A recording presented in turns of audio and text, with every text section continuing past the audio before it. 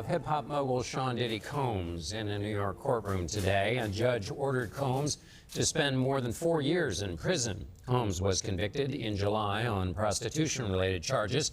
Today, he stood before the court for more than 10 minutes, apologizing and calling his actions shameful and sick.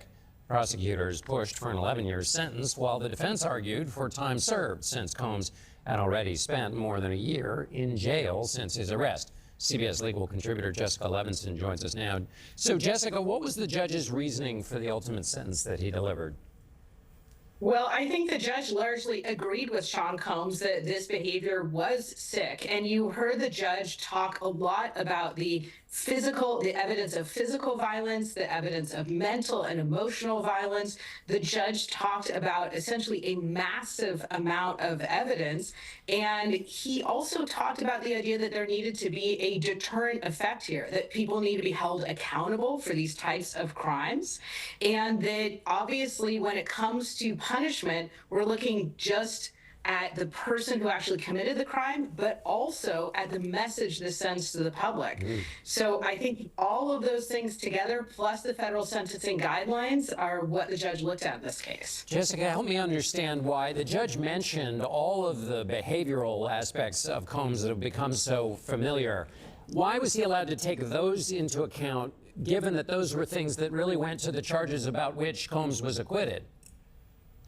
Okay, so how long do we have here? Very recently, the U.S. sentencing guidelines changed, and they changed to say that when it comes to acquitted conduct in a federal court, that acquitted conduct is not relevant when a judge is looking at the length that the sentence should be.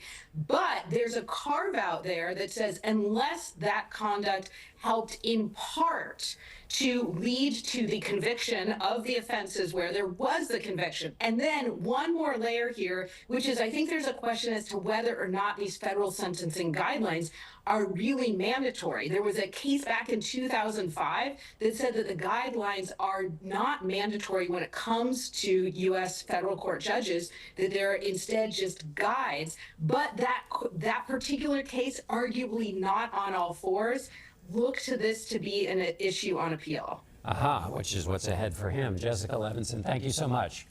Sentenced to 4 years and 2 months in prison for prostitution-related charges. Our reporters were inside the courtroom. Many of my clients were very concerned that he might walk free by the end of this year, time served, and then a couple more months. And they were very much afraid that he would retaliate against them. And so I think that they will be happy that he will be at least in prison for a number of years. More on that shortly, but diving